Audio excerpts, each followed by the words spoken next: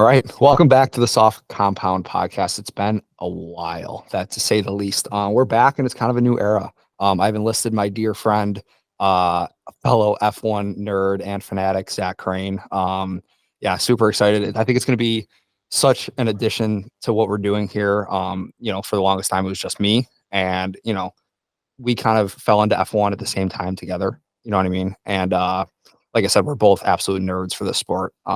It's kind of taken over both our lives, I think.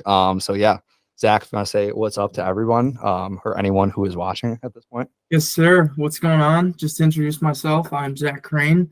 As Jared said, I'm a fellow F1 nerd.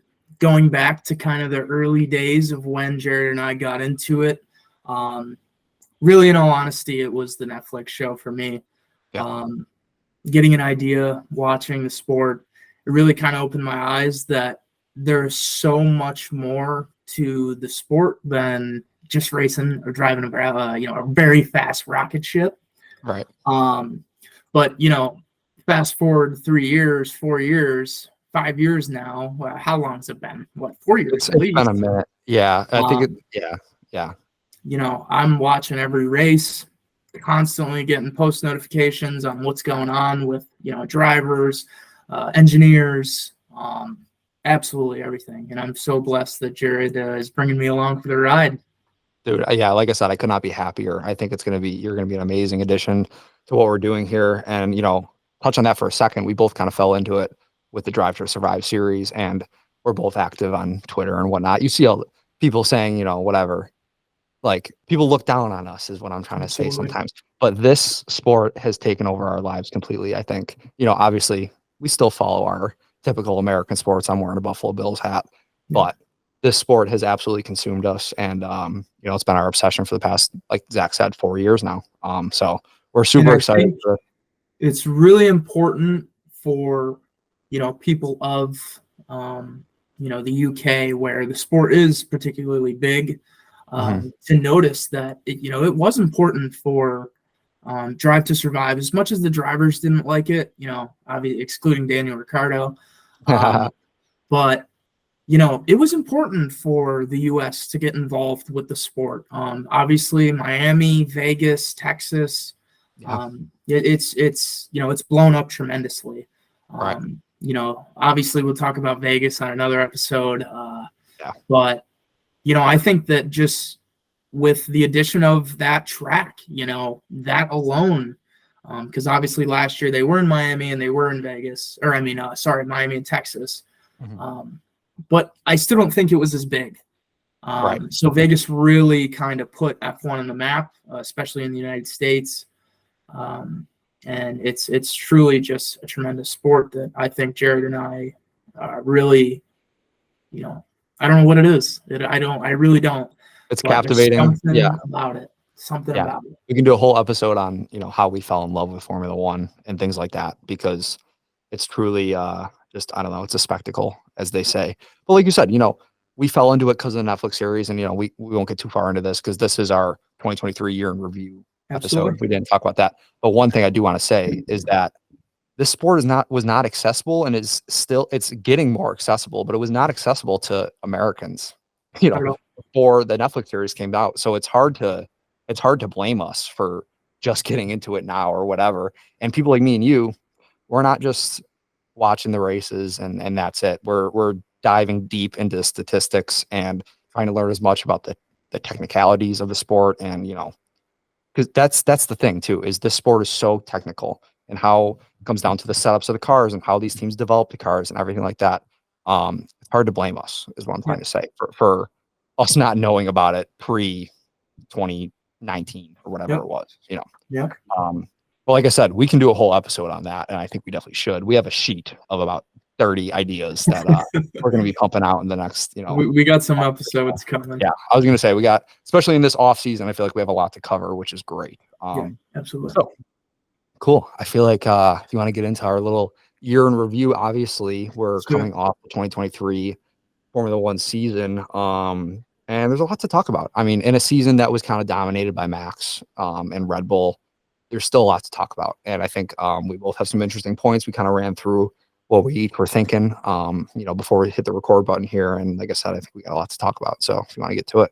Yeah. Cool. So we have about 6 categories or topics that I guess we want to talk about. First one, I think it's more than fitting to start off with, and a lot of these are going to be personal opinions, just so everybody knows. You know what I mean? It's going to be more of we're going to have stats and facts to back them up, but this is kind of what we thought. It's our year in review. So favorite race. We're going to start favorite race.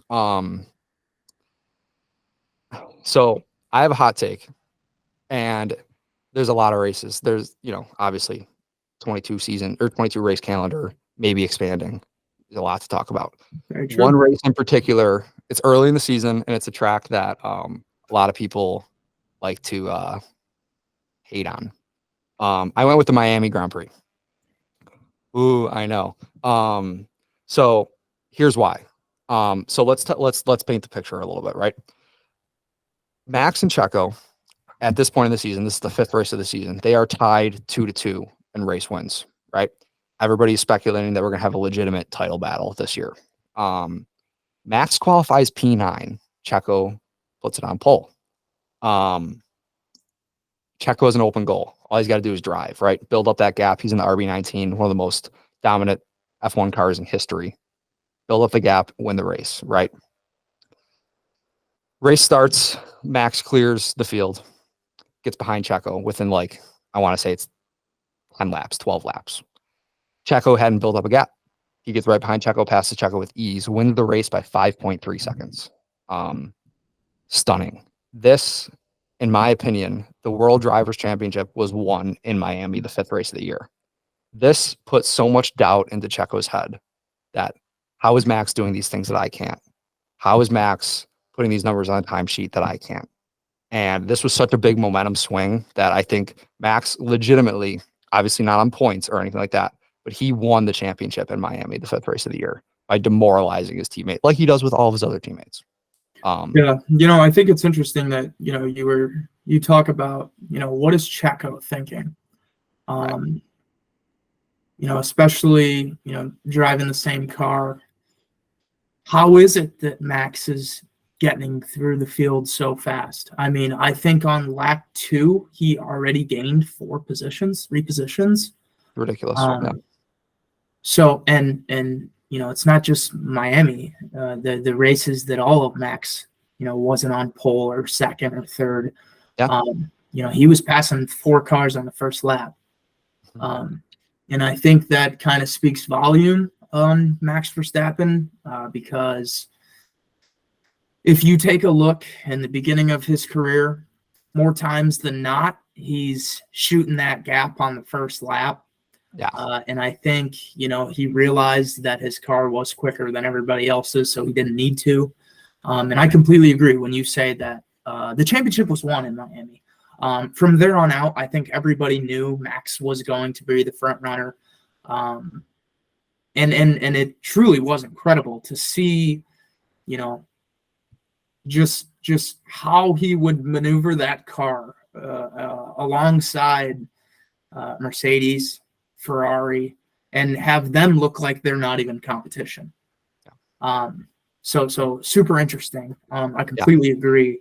And if you don't mind, I'm sorry. One more point I want to make is this demoralized Checo. Absolutely. Clearly. And if you look at the next race results or the next few races, Monaco, he crashes in Q1. It forces so many mistakes down the road for Checo. And you better believe that this is a mental sport. Him and I play baseball together. That's something we didn't share. Baseball is super mental. I could only imagine what it is when you're driving that car and your teammate is doing things that you can't even dream of. You know what I mean? This forced so many mistakes to Checo that if he was more relaxed and, had more confidence in himself. Remember Australia in practice? Yeah. He couldn't make the first turn. Yeah. It's crazy. He almost like he had the yips. So that's all I wanted to say. But yeah, this forced a lot of mistakes into Checo's mind, and he lost a lot of points and fell out of the championship fast.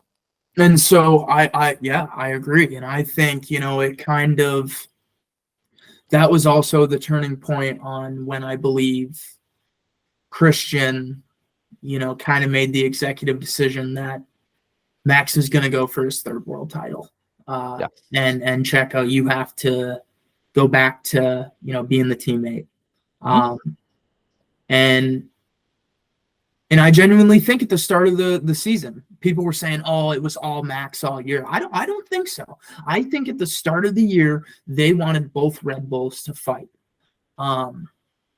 We weren't seeing in Bahrain Checo, being told to move out of the way. Right. So I mean, I get it. Bahrain isn't the track to be able to tell if you are going to be quicker than everybody else. But, for me, I kind of just feel that, like you said, Miami definitely was the turning point for the Red Bull racing team in 2023. Yeah. And I guess kind of my take on my favorite race in 2023 was action-packed Zandvoort. Yes, sir. You got the hat on right now. You got the hat on right race. now. Yeah, what an amazing race. Incredible. With the rain. I got the hat on. Yes, sir. Is that good? You bought the hat. But, I mean, can we talk about overtakes? Dude. I wrote something here. 188 overtakes, which is an F1 record. It beat out 2016 China with 170. Wow. That is insanity. Absolute insanity. That's crazy. I also want to talk about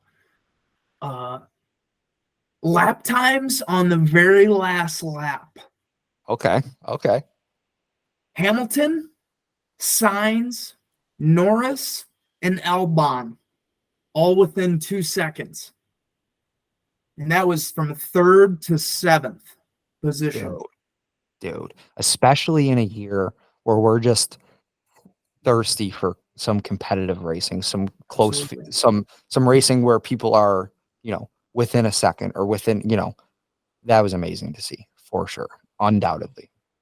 And I mean, we were seeing, Zandvoort's such a special track because it's so small. But with that being said, it's got some high speed corners, and with high speed corners, we need downforce.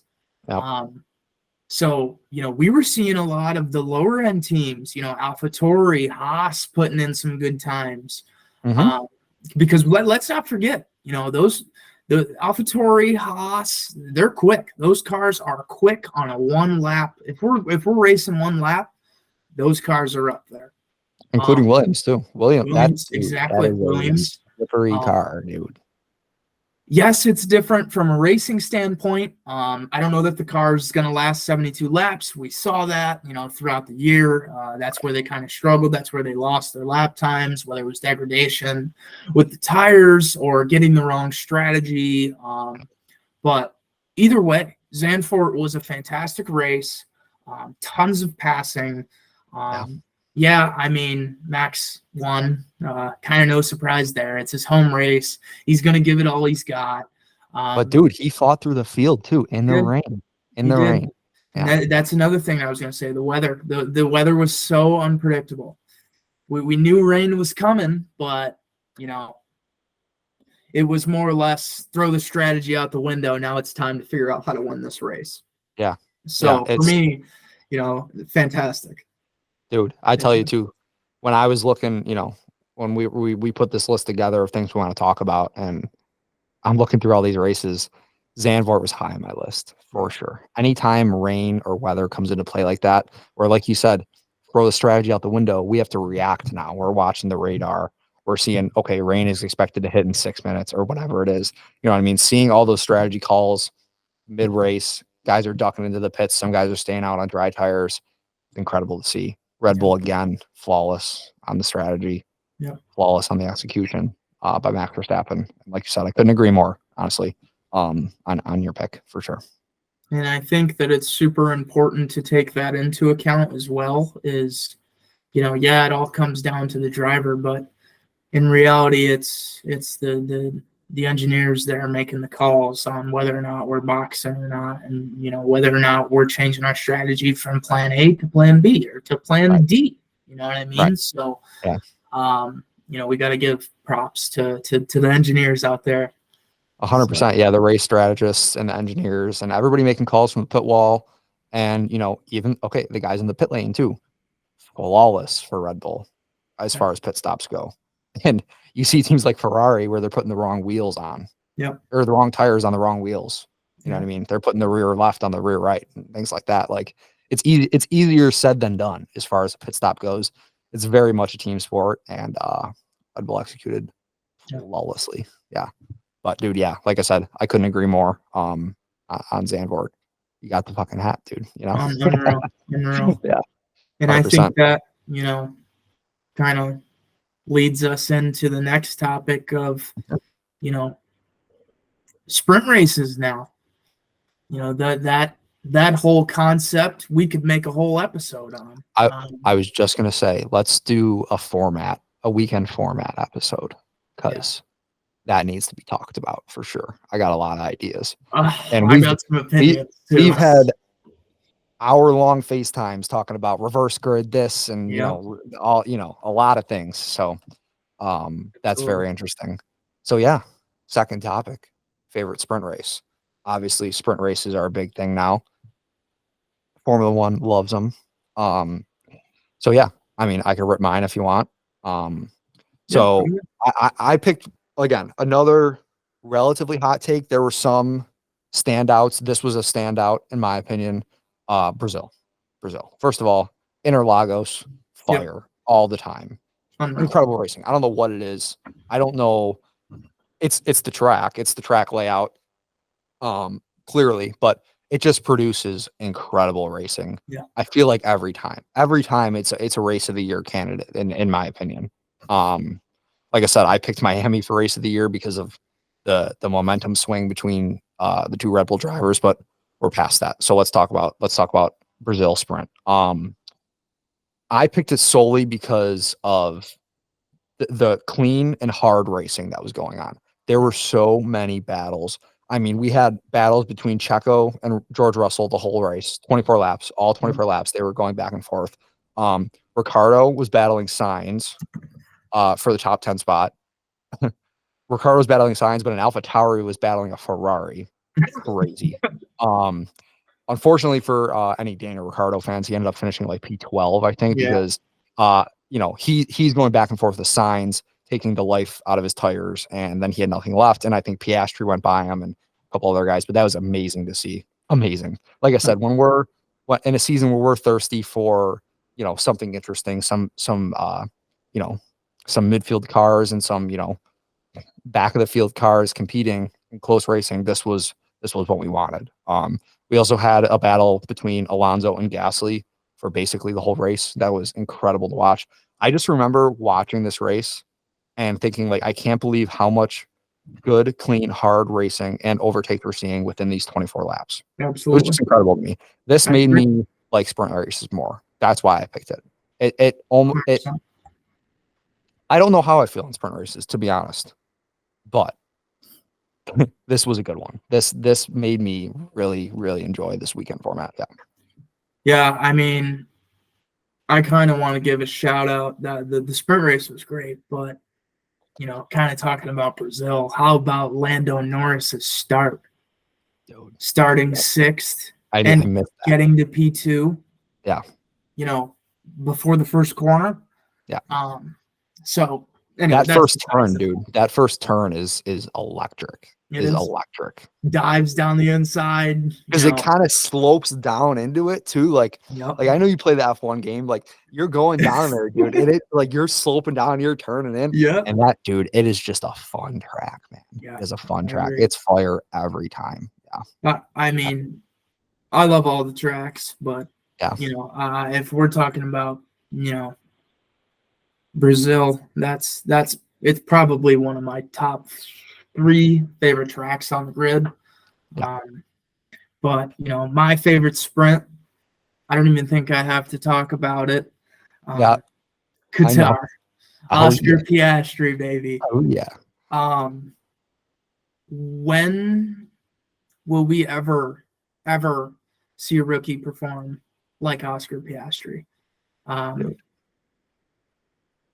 I genuinely think that with his performance alone in that sprint gives him rookie of the season. And you might think I'm crazy, but No. To watch him progress throughout the year, whether it was from practice 1 to practice 3, compare him to Logan Sargent. Right. Logan scored 1 point all year. Oscar Piastri was consistently finishing. Yeah, he had some rough races, but the 6 or 7 races that he finished in the points. Yeah. Could have been more than that. Don't even quote me on that. I got some stats. We can talk about him in a little bit. Yeah. Yeah, no. How many points did Oscar score this year? Let's see. I didn't write that down. Well, he had 2 podiums as a rookie. 2 podiums. In a car that wasn't good until the last 10 races. I mean, it's incredible to watch, because being a fan of Formula One, that they're the top 20 in this year, 23 drivers, 22 drivers, 22 drivers, yeah. In the world.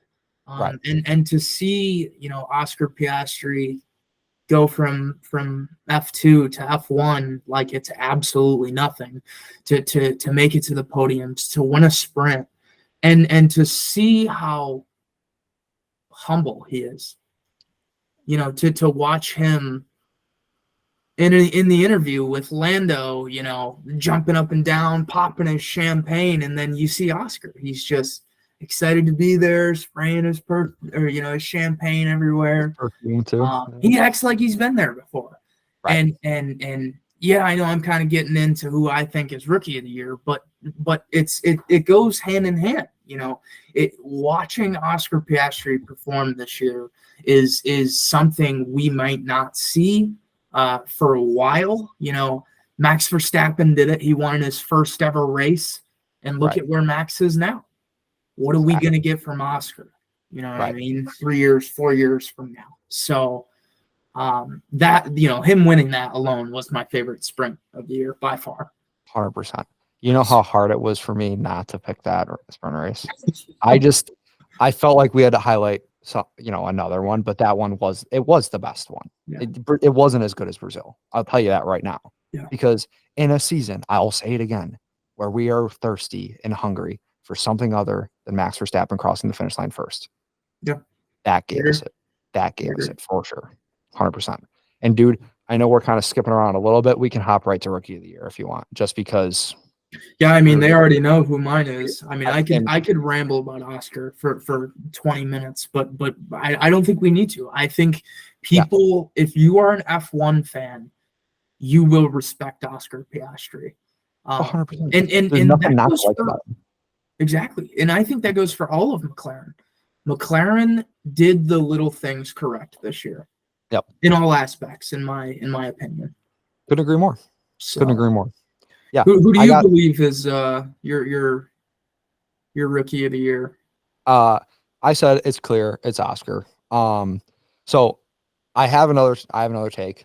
I will in my back pocket. Yeah. But let me just talk about Oscar for a second. I got a few stats. So finishes P9 in the World Championship.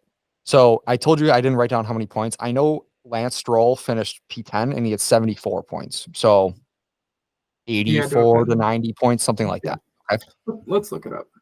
Yeah. If you wanna look that up, I'll ramble really quick. But wins the sprint race in Qatar. Just talked about that. 2 podiums and P2 in Qatar and on the race on Sunday. Yep. Crazy. Yep. Crazy. In a car that wasn't good until the last 10 races. Keep that in mind for all of this. Yep. 2 fastest laps. 1 lap led. Good for him. Here's my favorite thing. Only 3 retirements. Rookies crash. Right. Rookies crash, but Oscar doesn't. He doesn't. Well, he didn't ever crash. I'm almost positive all 3 retirements were technical problems. I don't think unless it was a racing incident, he never threw it into the wall. No. I'm sorry, but Logan Sargent was more familiar with the wall than the apex at some points in the race or at some points in the season. Yeah. He tough, I know, but never threw it in the wall. Never did any of that. He was impeccable. Like you said, we might not see this again for a long time unless Liam Lawson comes in and is better. He finished 97 on the year. 97 points. Incredible. Dude. And I like that you mentioned my boy Liam Lawson. Yeah.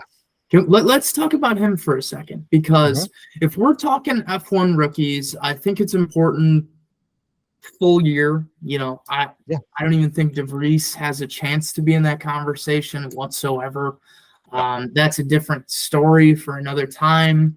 But Daniel Ricciardo gets hurt, breaks his thumb, has to have surgery. Yep. In walks 21-year-old Liam Lawson. Bright-eyed, full He's heart. been with Red Bull Racing for a couple of years now, I believe. And they're He's been in the academy for a while. in the academy program. But let's look at Liam a little bit. Yeah. He had, let's see, 5 Grand Prix. Granted, he only scored 9th. He finished 9th best, which is still incredible for never racing in an F1 race before.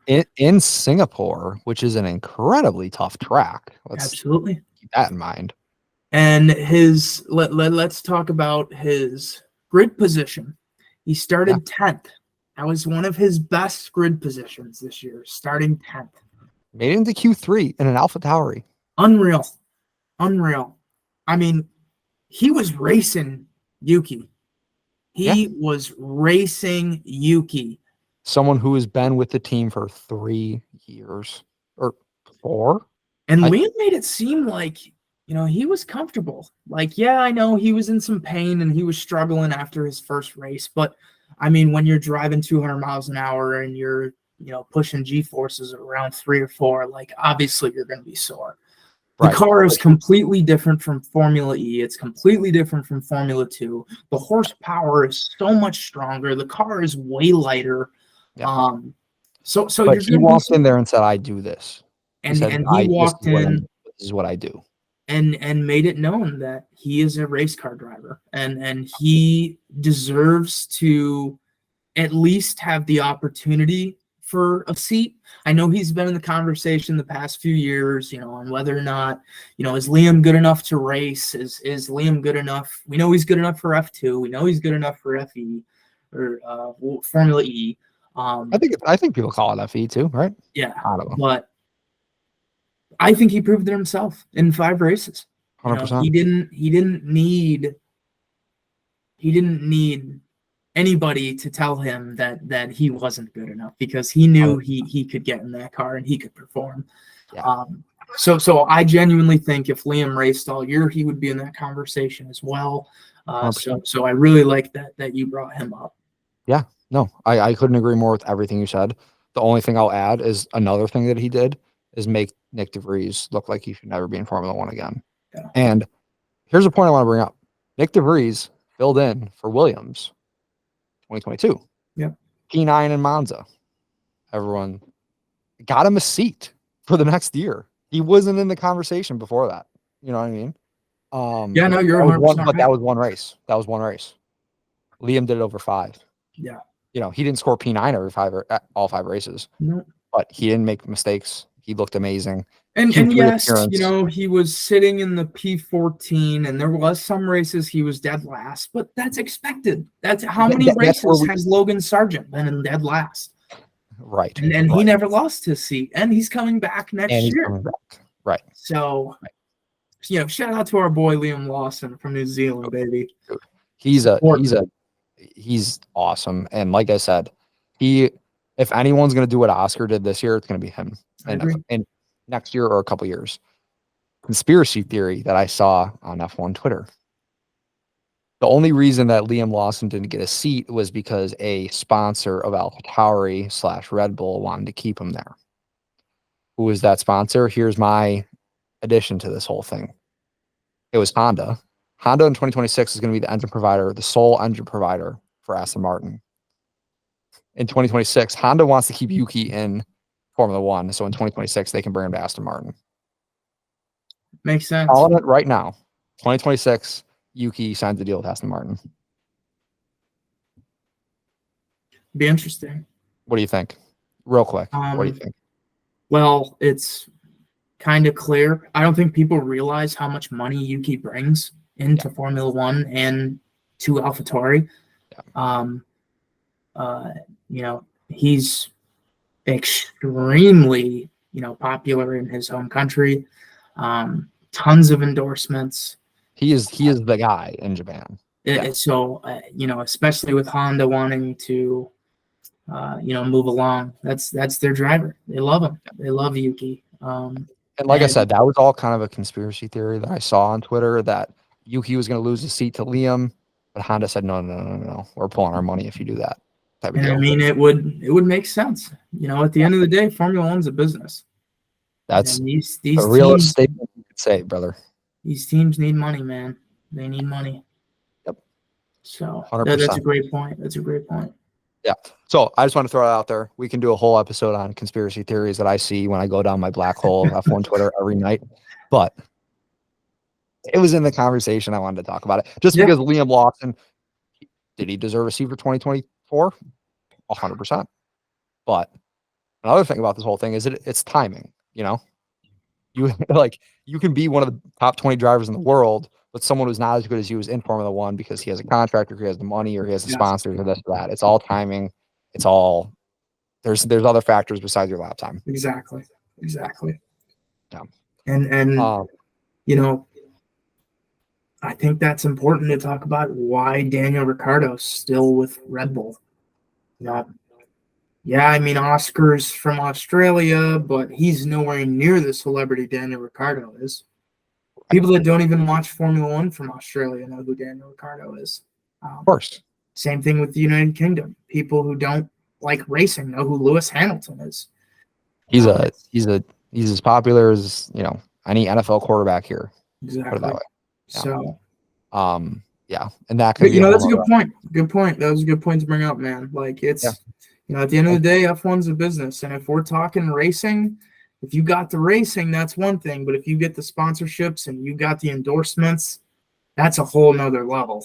So, hate to call out an innocent bystander in this whole thing, but Zhou Guanyu brings a lot of money to Alfa Romeo. You know what I mean? That's part of the reason why he has the seat. I'm not going to say the whole reason, but it's part of the reason for sure. Yeah. So cool. Rookie of the year, Oscar Piastri. No ifs, ands, or buts. It's clear. Like I said, the only other person in the conversation is Liam Lawson, and we just didn't see enough of him to give him Rookie of the Year. You know what I mean? So we skipped ahead a little bit, but we were talking about Qatar. We were talking about the sprint race. We were talking about Oscar being the fucking GOAT. Let's talk about favorite quality session of the year. Like I said, I can rip mine or you can rip yours. Doesn't matter. Go ahead, buddy. So. A lot of different qualifying sessions to look at, obviously, but the one I picked was Monaco. So, okay. The reason Monaco, besides it being an historic track, the value that Monaco brings to the F1 calendar is qualifying. Yeah. That one lap is the most technical, the most precise, especially in these cars that are huge. Those cars barely fit down some of the straights. You know what I mean? Watching someone like Max or Alonso do a lap in Monaco is breathtaking, in my opinion. You know what I mean? Year after year, Monaco qualifying is absolutely amazing. So, sure, that's great. That's part of the reason why I picked it. The main reason why I picked it was the last minute of Q3. So I don't know if you remember. There's like a minute and a half left in Q3. This is the shootout. You know what I mean? Everyone just got brand new softs on, or everyone just got, worn softs on. They're going for it. This is the final hot lap. Ocon takes provisional pole. 10 seconds later, Leclerc takes provisional pole. Everybody goes crazy. Charles Leclerc is going to do something in his home country. Oh my God. 3 seconds later, Alonso takes provisional pole. Aston Martin goes crazy. 2 seconds later, Max Verstappen snatches the hearts of every Formula One fan who's watching, takes pole, he is down in the first 2 sectors, 3/10. Goes into the third sector. There are 2 turns in the third sector. Makes up 3/10 in 2 turns. Takes pole. I don't know. I don't know if in my opinion, there wasn't a Q3 better than that. So you have Max on pole, Alonso P2, Ocon P4, and then you have Gasly P7 and Yuki P9. That's how they qualified. Pretty interesting in my opinion.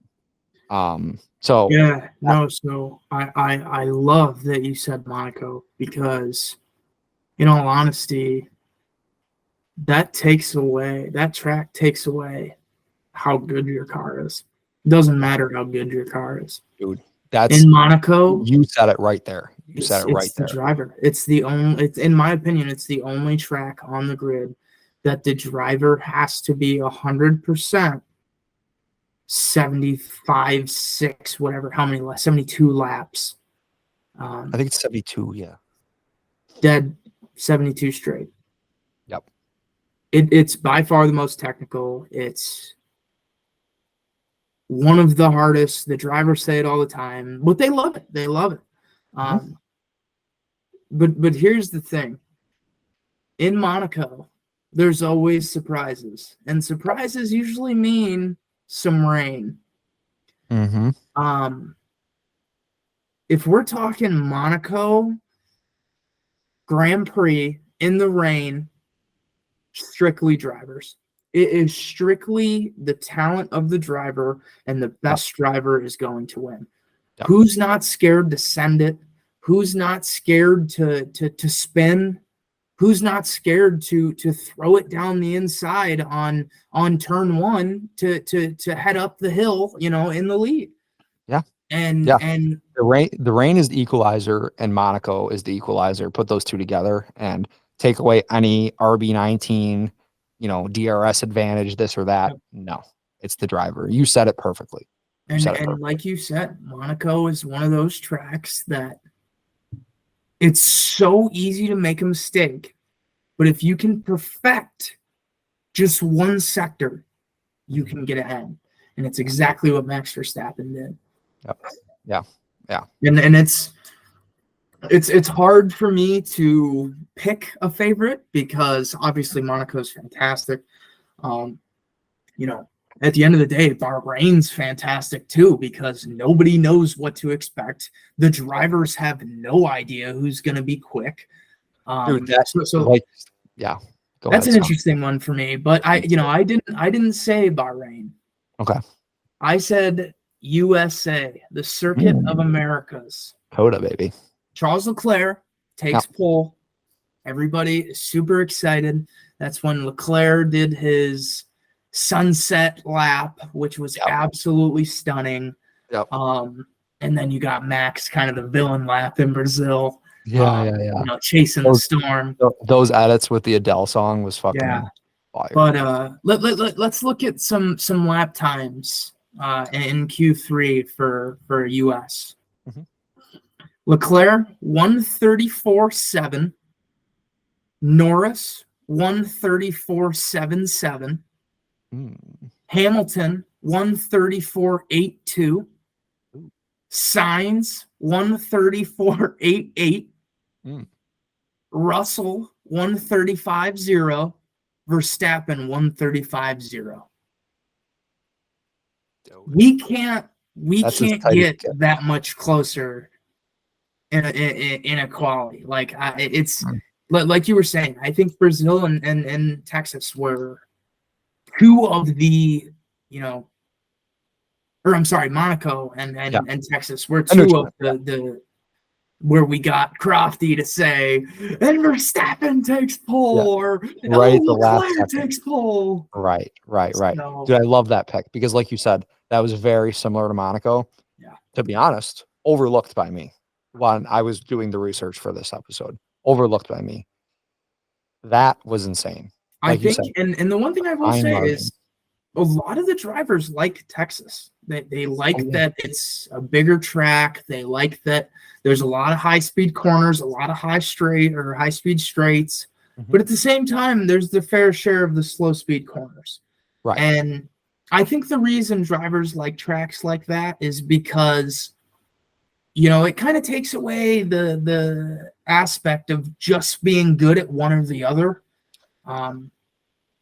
So it gives everybody a fair shot to put in a good lap time. The Williams are really quick in low speed corners. The Haas's are really quick in straight line speed. Yeah. So circuits like that where super high speed, it gives the best of both worlds. And then when we're talking on a one lap shootout with 20 of the best drivers in the world, what's there not to love? You know what I mean? Oh yeah, exactly. So And just strictly from a fan's standpoint, I had to go Texas. It was dude, fantastic. I love the pick. Like I said, it was overlooked by me. A horrible mistake, in my opinion. Shame on you. Yeah, exactly. Yeah. No, but yeah, that's a great pick. Like you said, the fine margins, 20 of the best drivers going at it at a circuit that is Yeah. absolutely incredible for all aspects of racing. They have sectors where you need high downforce. There's sectors where you need to be fast and straight line. They put it And all together at Coda. Yeah. yeah. 1 through 6, Leclerc, Norris, Hamilton, Sainz, Russell, Verstappen. But let's talk about 7 through 12. Gasly, Ocon, Perez. This is when Perez was struggling. Yep. Piastri, Sonoda, Joe. Yep. So okay, Joe. I mean, they're all right there. And look at Q2's lap times. Q2, Leclerc, who finished with the quickest lap, all the way down to Ricardo in P15 were all less than a full millisecond different of each other. That's insane. Leclerc was 135.004. Ricardo in P15, 135.9. 0.9 of a second. That's incredible. That's why I love the sport right there. This is a better pick than Monaco. That's why I love the sport right there, because those fine margins, there are 15 cars within a millisecond of each other, and they're the best 20 drivers in the world, and they're going at it. They all have low fuel in the car. They're just running. You know what I mean? And they have to be so precise. So precise. I want to add, when you say the 20 best drivers in the world, these guys, once they step in that vehicle, they are a second engine to that car. Yeah. They feel every single second in that car to a millisecond. Yeah. Max knows when he's 600 tenths down to Checo, or Checo knows when he's 3 tenths down to Leclerc. They can feel it. They can feel it in the car. They have such a feel for not only each circuit, but like you said, the car. They know on Max's final lap in Q3 at Monaco, he knew he was down. He didn't have GP telling him, Max, you're 3 tenths down. He knew. Exactly. Let's talk pit stop. What's the difference from a 2.3 second pit stop to a 3 second pit stop?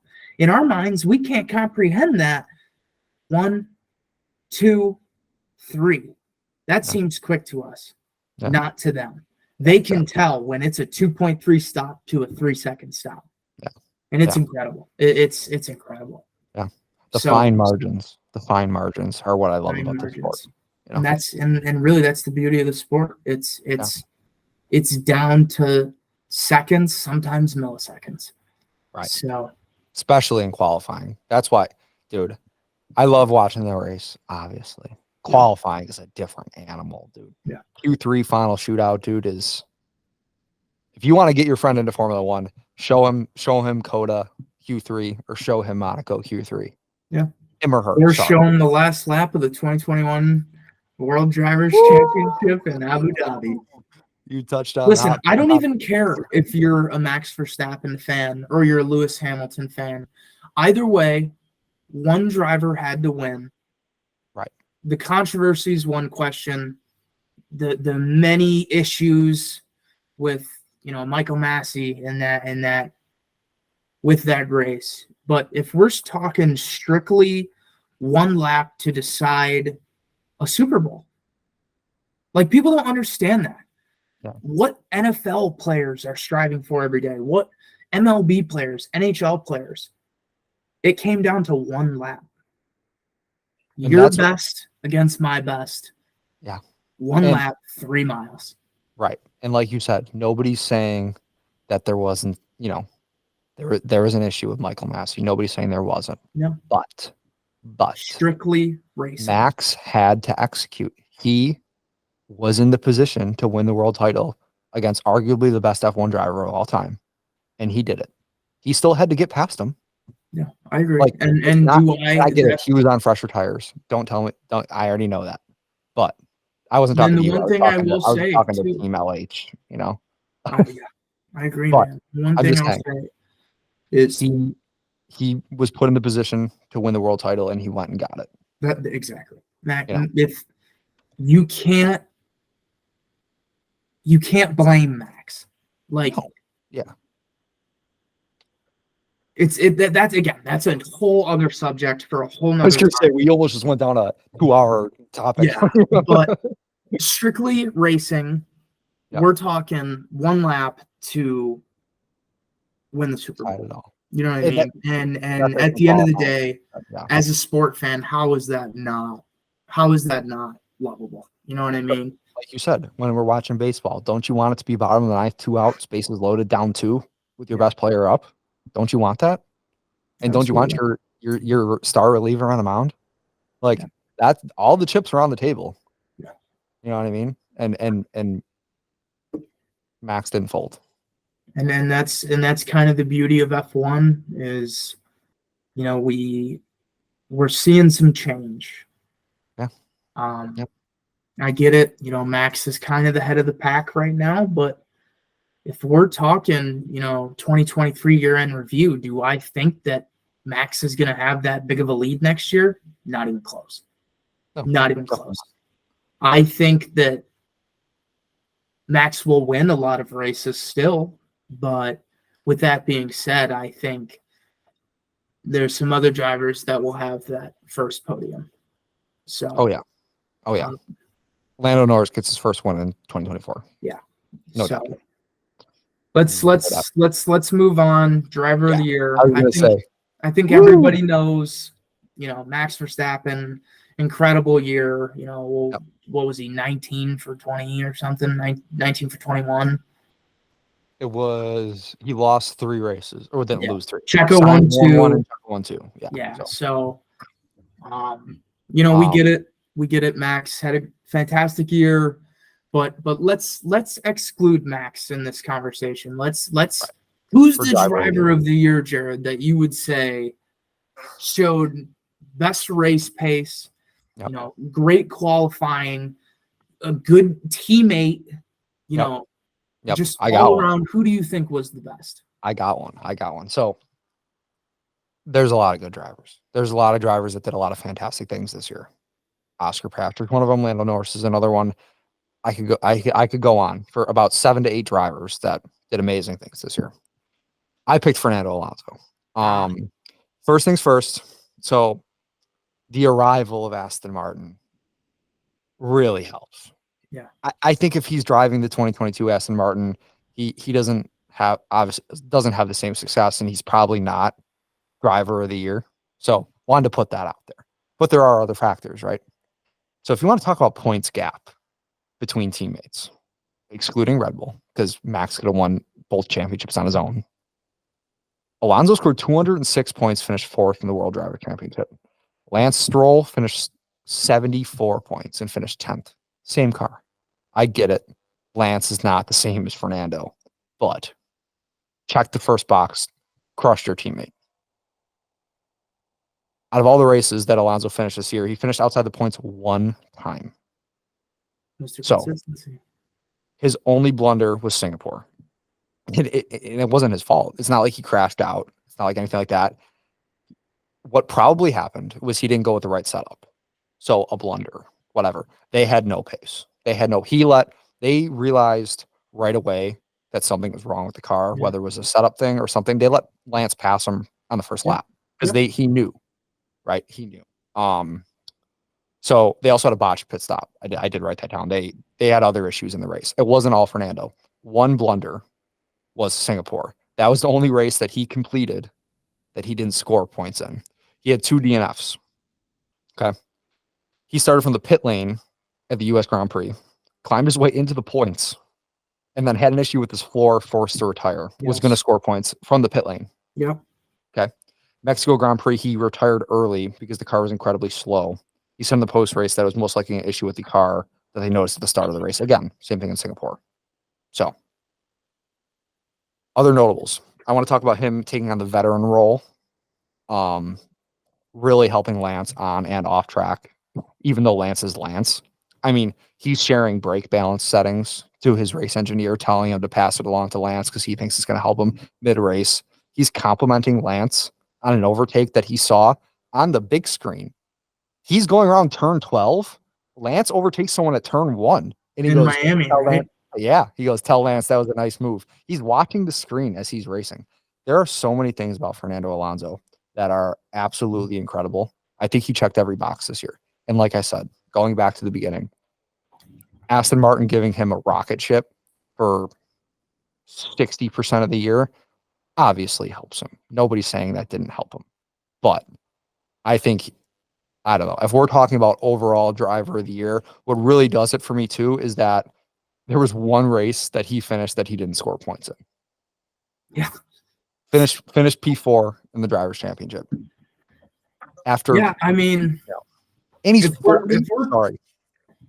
I was just gonna say, if we're He is comparing 42 him to years old. Lance, 42 years old, by the way. yeah, Could be our comparing dad. him to Lance, the one thing I would say though is that the races that Lance wasn't in the points were usually a DNF or 19th, 20th. So Lance's losses were really bad. And I don't speak badly on Lance at all. I think that he wants to be somewhere else, I guess you could say. He just doesn't seem like he's interested as much as other drivers are. And Listen, for me, that just could be like from what the media shows. when But you have a guy like Max Verstappen, who has raced since he could walk, and his life objective is to become a Formula One world champion. And then you have a guy like Lance Stroll, who his dad owns the team, and his spot is safe, and he doesn't have to perform. There's going to be a difference. Yeah. You know what I mean? That's all I wanted to say. But there are clear differences between Lance and the situation that he's in, and even someone like Liam Lawson. Let's take Liam Lawson, someone who is fighting, who is miles ahead of Lance Stroll as far as racecraft, fighting for an F1 seat, and Lance is chilling. It's different. I think there's going to be a Different lot world. of Aston Martin fans that are going to be mad at your statement right there. But I can't agree more. I can't agree more. I want to highlight Fernando again. Mhm. Lance had the same car as Fernando in the first 6 races. And how many podiums did Fernando have? Like the first 3, he was second or third, right? I was going to say, I think he might have had 4 out of the first 5 races on the podium, something like that. So that goes to show, if you look at Fernando Alonso's career 10 years ago in Formula One, we would have never seen him, like you were saying, tell his teammate, to try a different brake balance, to give props because he's watching the screen because Max Verstappen's 27 seconds ahead of him and the next closest car behind him's 15 seconds. So he's taking a turn looking at the screen, seeing that Stroll's racing somebody, and he's like, hey, that's good racing right there. I don't know if that's, Fernando being nice and knowing that, his father's the owner, or if that's just Fernando turning into the driver that he's become. Right. And I think that it is the driver he's become because he knows that, they can have some success, and they proved it. Nobody saw it coming. When I saw that Fernando was on the podium, I was ecstatic. I was more ecstatic that Fernando was up there than Max is, and I'm a Max Verstappen fan. Right. Can I say one thing about Fernando that I wanted to add? For him being driver of the year, it started last year when he said, "I'm leaving Alpine." Everyone said, "What? You're going to Aston Martin?" They're P9 in the constructors. What are you doing? He knew. He knew Alpine was falling apart. He knew Aston Martin had a rocket ship at their factory. He knew. He took the chance. And like I said, oh, if Aston Martin didn't give him the car, this wouldn't be a conversation. Sure, but he took the chance to go there. They could have been bad. You know what I mean? He Yeah. took the chance and it paid off. That's why he's driver of the year. Yeah. No, I Sorry, mean, not to cut you off, but I was going to forget that if I no, didn't say it. you took the words out of my mouth, man. You're 100% right. Um, I guess I kind of took a different approach Yeah. to, who I thought was driver of the year. If we're talking a good race car driver that deserves a lot more, in my opinion, it's Charles Leclerc. That man has absolutely done everything in his power to win a race, and he just can't do it. Yeah. Whether that's something wrong with Ferrari's car or them completely screwing his strategy, which they did multiple times this year, or to him completely wrecking. Right. I want to note, though, that if we're looking at it from the first 8 races, Leclerc was the only car even close to Max Right. in a straight line speed to a race pace. I mean, yeah, Max was still winning by 7 or 8 seconds, but every 6 or 7 laps to the race, Leclerc was trying to get ahead of Max, and he was the only car really that was close.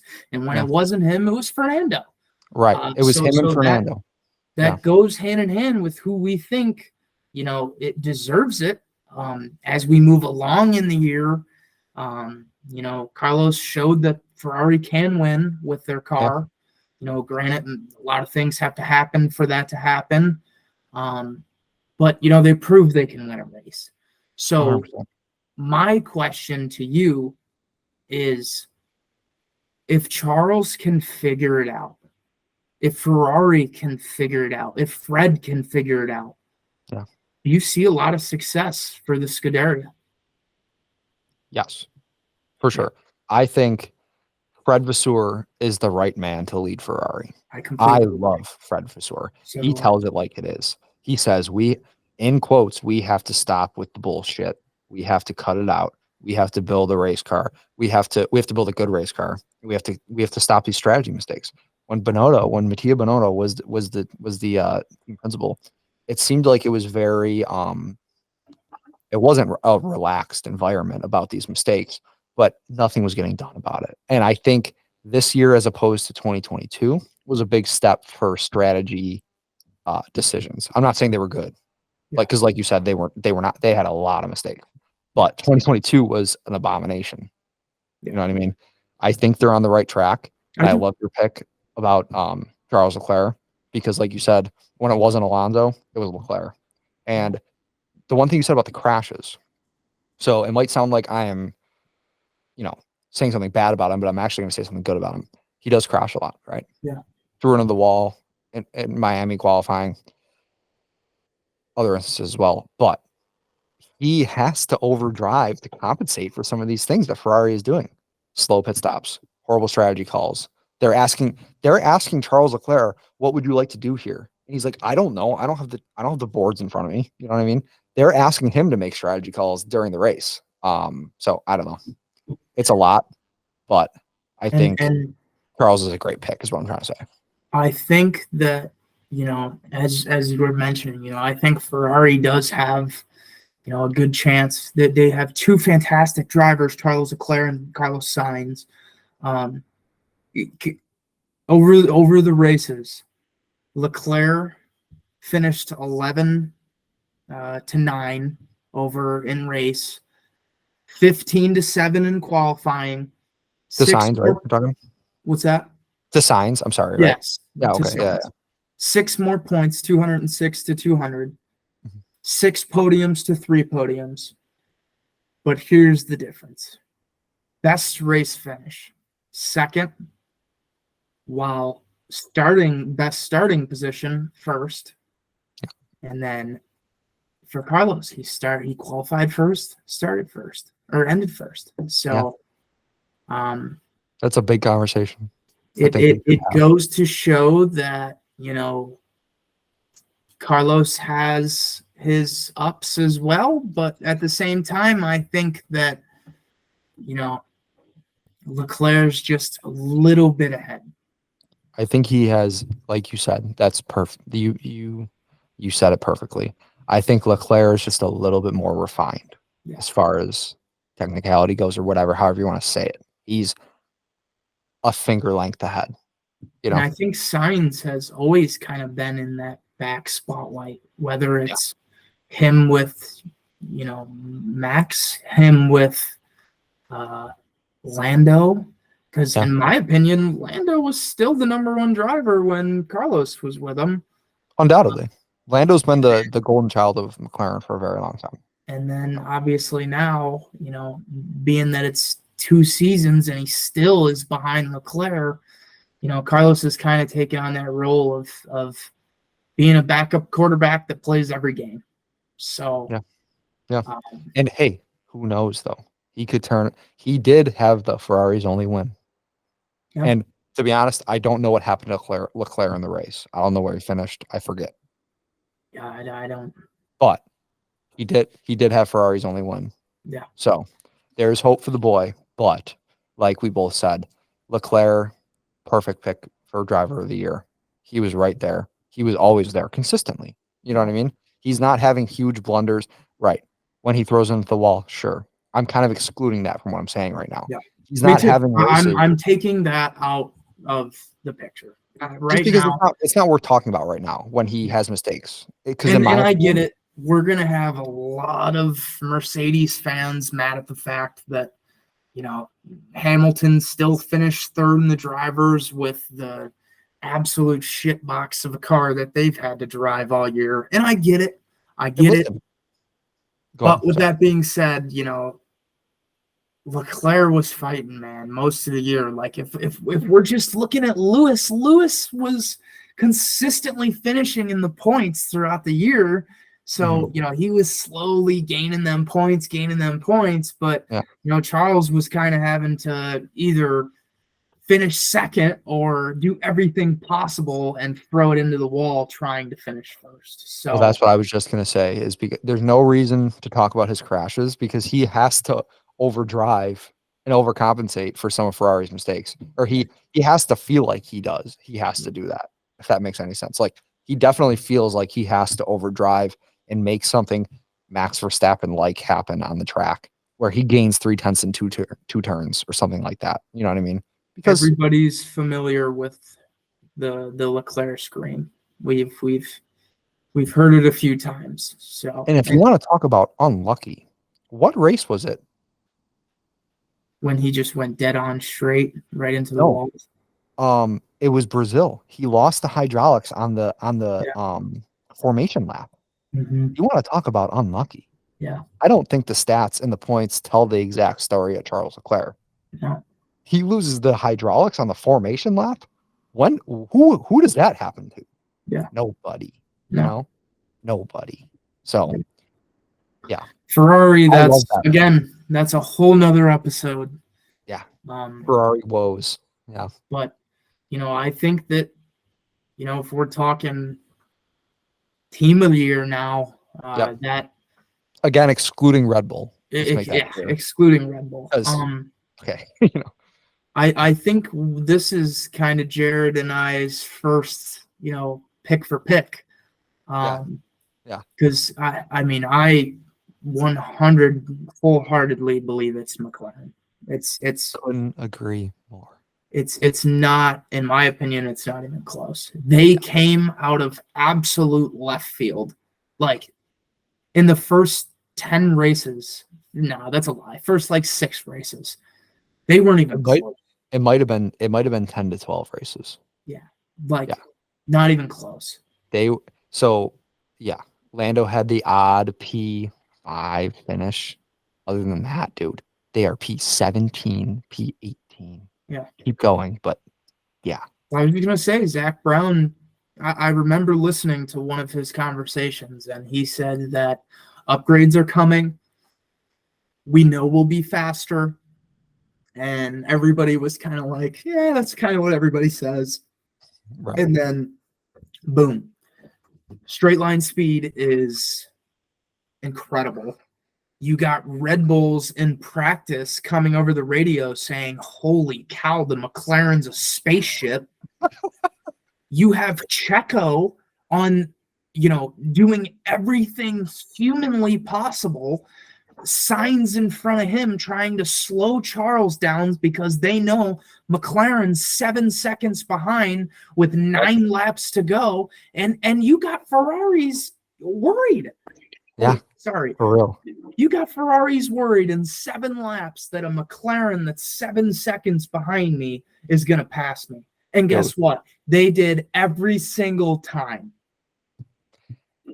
I mean, Go off. Lando Norris Zach. in Oscar Piastri race, they are, in my opinion, they're better than Max and Checo. If we're talking a driver pair that works together, that has absolutely no flame, heat, anything in between them, there's no cracks, just strictly teammates, strictly business, knowing that the car sucked and they had to work hard to get it where they had to be, to have Oscar winning a sprint race, to Lando, popping, champagne bottles. It's fantastic.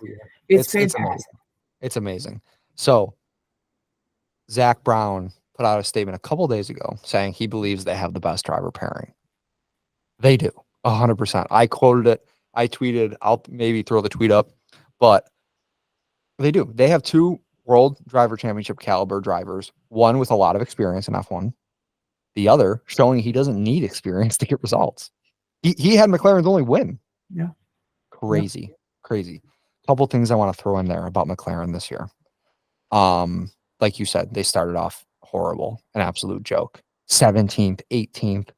Australia, they finished P6 and P8. Pretty good. Other than that, until Silverstone, nothing, right? Mika Häkkinen tweeted, or maybe said in an interview or something like that, that McLaren will challenge Red Bull as far as race pace goes. I saw that. I saw that. The British Grand Prix. Yeah. Everyone's like, what? Everyone's like, what are you talking about? Okay, until we get to Silverstone. Started one race before. Austria. They go to Austria, Red Bull Ring. Lando finishes P4. Okay. Oscar still was in the back of the grid. But here's what I think happened. In Austria, they said what happened with that. Remember, they completed Lando's upgrades, but Oscar didn't have all the upgrades that Lando did. So I was right. I was gonna say Lando probably had the new spec. He did. And Oscar didn't. Okay. Yep. Okay, cool. So get to Silverstone. Both cars have the rocket ship. Yeah. Lando goes on to score 6 podiums in the remaining 10 races. Yeah. 6 podiums. 4 of those are P2. Yeah. What? Crazy. And can we talk about, Lando racing Max? Dude. Like, legitimately laps of a race. Lando it was the first time all year we got to see Max drive with a little bit of, I got to go offline to make sure that I don't get passed. Because and he was getting passed at some points. He knew he was going to be able to get him back, but Max got overtaken for the first time in like the 2 years or something like that. And can we talk about the respect that Max Verstappen has for Lando Norris? They're boys, dude. They're boys. Max, you don't get that from him from a lot of drivers. You'll get it from him from 2 drivers, Daniel Ricciardo and Lando Norris. I'll add Alonso in there. And Alonso, yes, I agree.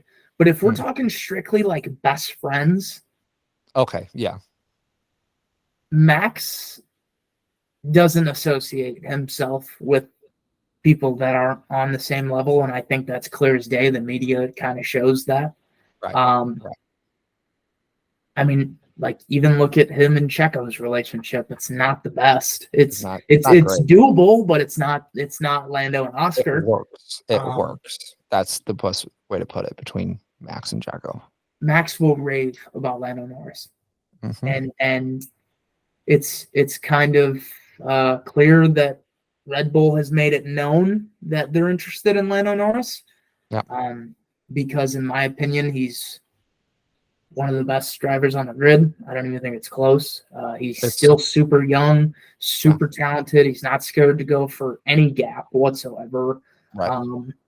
And he races clean.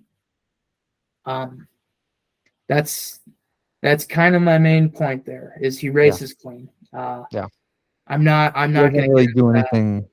Yeah. I'm not going to get into that, but that's for me, Lando is the definition of a very good F1 driver. He is textbook. He's textbook. Yeah. You know. One other thing I wanted to say about McLaren in general. Love your points, by the way. Fantastic.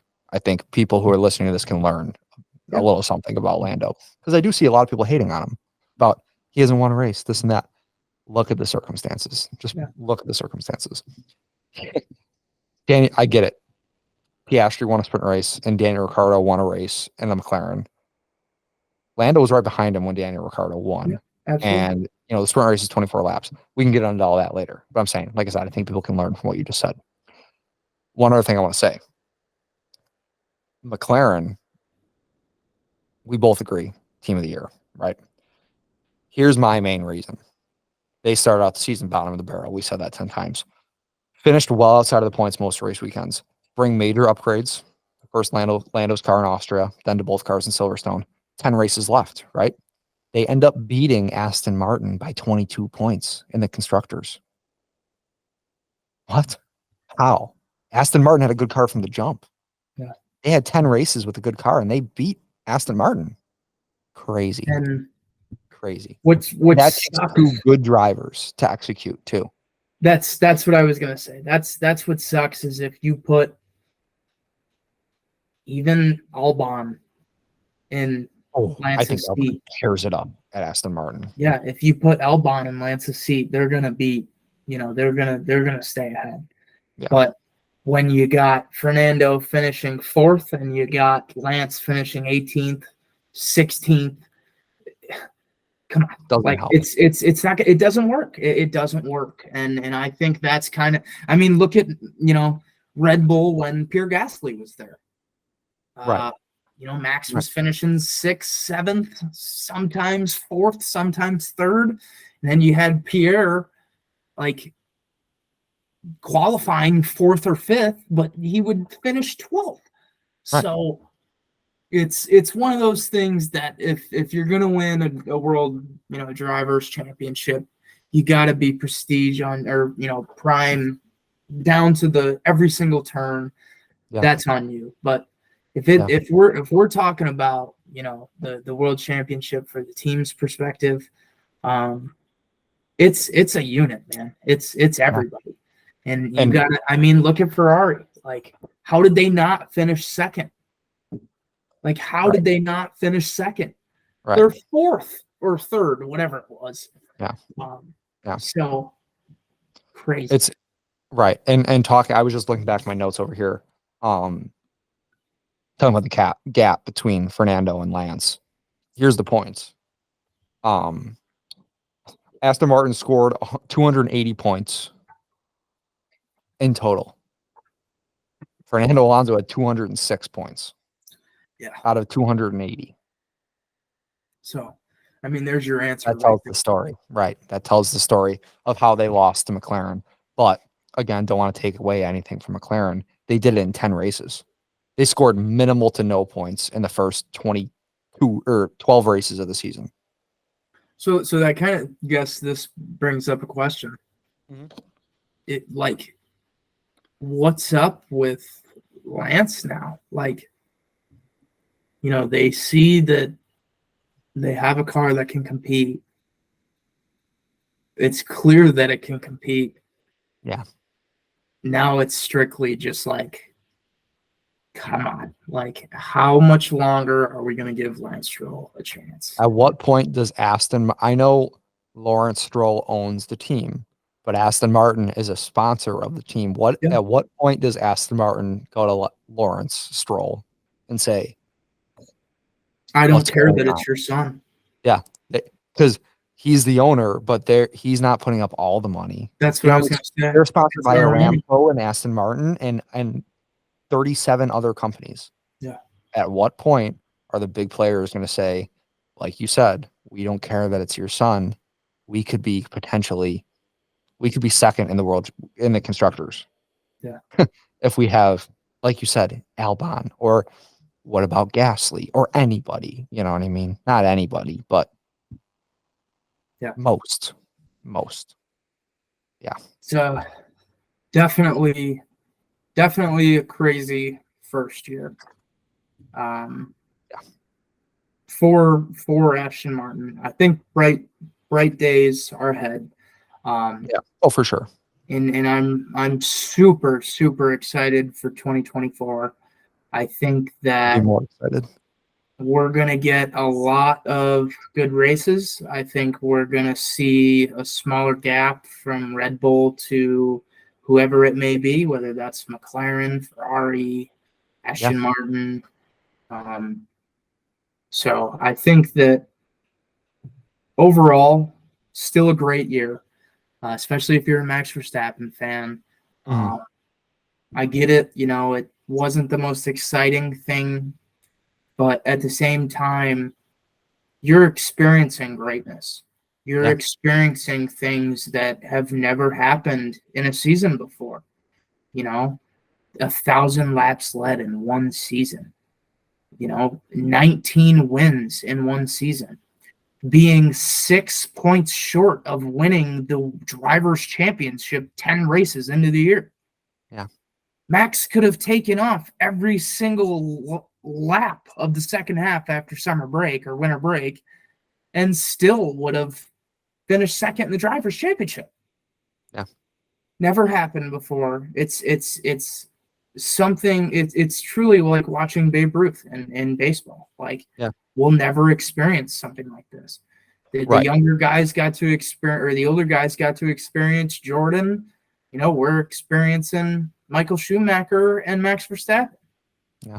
So, I was going to say, we can take a second and give Max his roses, because no matter who you're a fan of, whether it's Lewis or anybody on the grid, or just a general F1 fan, or you just hate Max Verstappen, take a second and realize that he did not put a single foot wrong the whole year. You talked about 1,000 laps led. 19 drivers in F1 history have led a total of 1,000 laps in their entire career. Max did it in one season. Yeah. Okay. I get it. It's the RB19, a lot of it.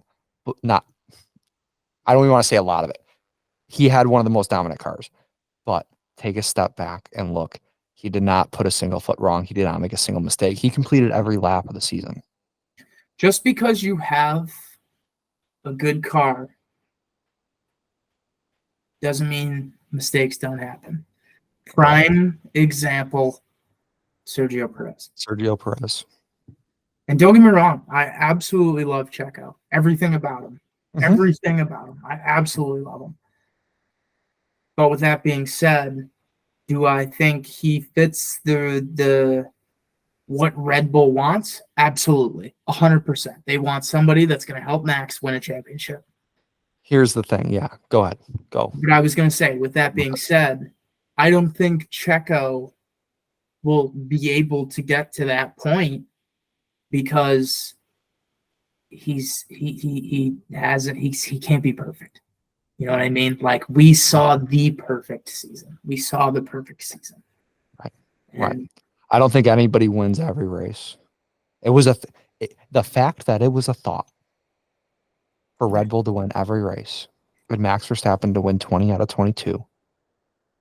The fact that it was there was a chance of that is ridiculous in itself.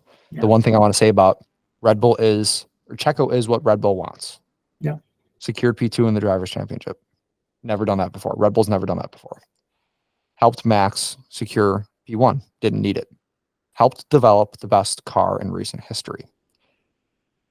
Fourth and That's probably your most important point right there. Yeah. Checo has done a fantastic job in the offseason helping develop this car. Yeah.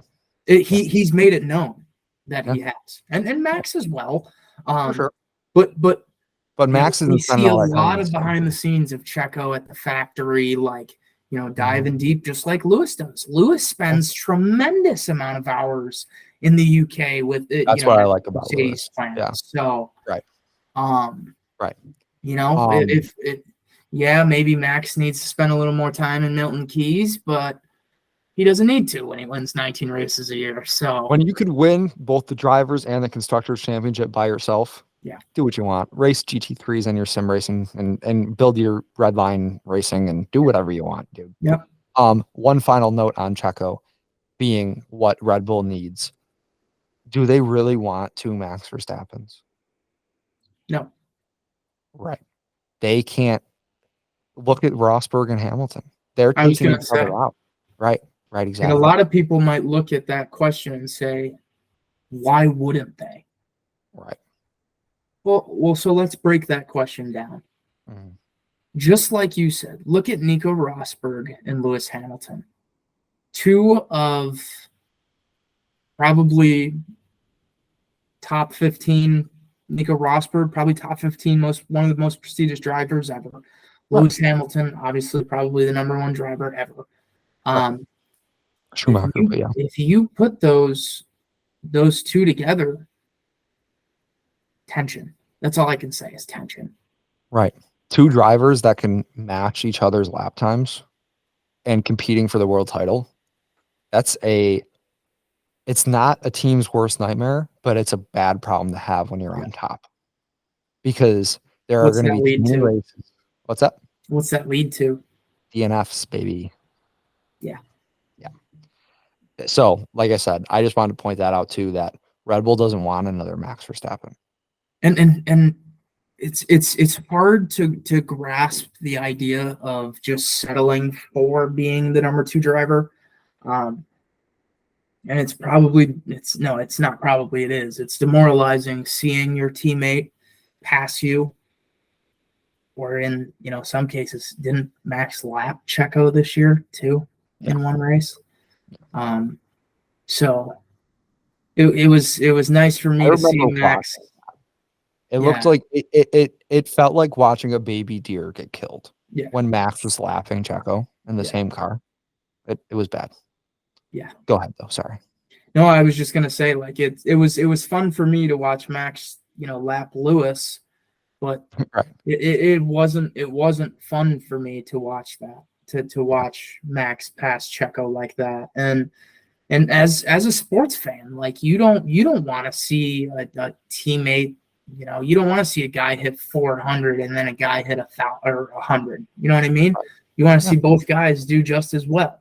Yeah. But with that being said, Checo did what he needed to do. He's getting his check. He's driving a fast race car. He's fighting for the championship. He's fighting with the faster cars. What more can you want? You know what I mean?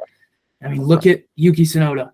They all have the same, mindset of wanting to win a world championship. But like if we're being real here, there's no way possible that a car like Williams or Haas or Aston Martin even have a chance. So for those guys to strap up, get in the car and risk their lives driving 72 laps at 200 miles an hour in a car that they know won't do anything, it shows you that, all these drivers do is just want to get better and better and better. And all that does is make the sport even better to watch. Right. So that's why I love Formula One. And very poetic, Zach. Very poetic. No, I couldn't agree more.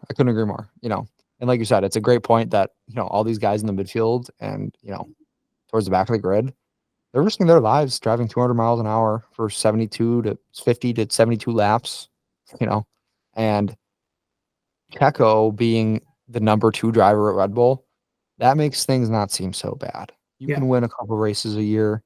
You could potentially fight for the title. You're in the car to do it. You know what I mean? But I'm saying you win a couple races a year and it doesn't look too bad. Yeah. It doesn't look too bad. Yeah. So I agree. Dude. Hell of a year. Hell of a wrap up. Dude, crazy. Yeah. I thought this was really good, dude. This was a lot of fun.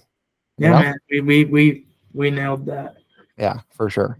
And, like I said, we had about 6 topics that we ran through, but I think through those 6 topics, we covered about everything I wanted to say.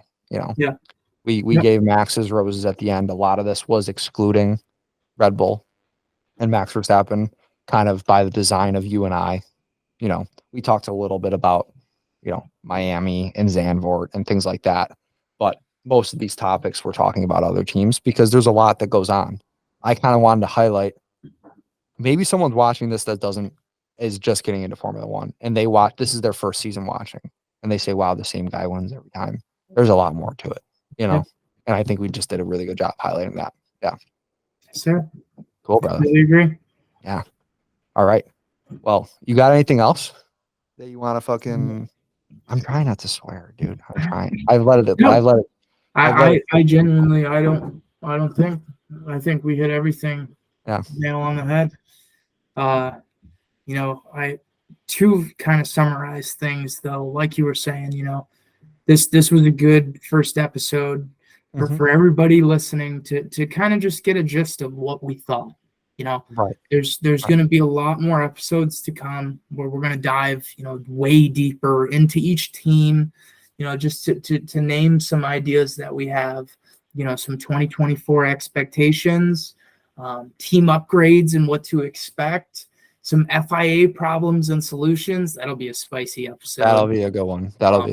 Yeah. So we got a lot of good content ahead. We need some people to stick with us, and we get it. We're Americans. It's hard for you guys to grasp our opinions, but hopefully, with our facts and showing that a little bit of our knowledge that you give us a shot. You know what I mean? Like I said, we're American, and this wasn't a sport that was very accessible to us before 2020, but I feel like we are both students of this sport. Thankful too. Thankful for sure. But like I said, we're reading stats and we're reading, lap times and all the charts and all the stats and all the data that goes into this. That's what we're into. We're not, this is a lot of opinions, but we're going to have a lot of episodes that go way deep into what actually happened. What are the facts? What are the lap times? What's going on here? So all I got to say, I watched every single race for anybody out there that's saying these guys don't know what they're talking about. I watched every single race, whether it was 2 a.m, 9 a.m, it didn't matter. I was waking up, I was making my coffee, and I was sitting my butt on the couch and watching Max Verstappen finish first. Yes, sir, and touch that hat. Yep. Yeah. No, like I said, we love the sport. We're students of it, and absolutely. Whatever. Really appreciate everybody watching.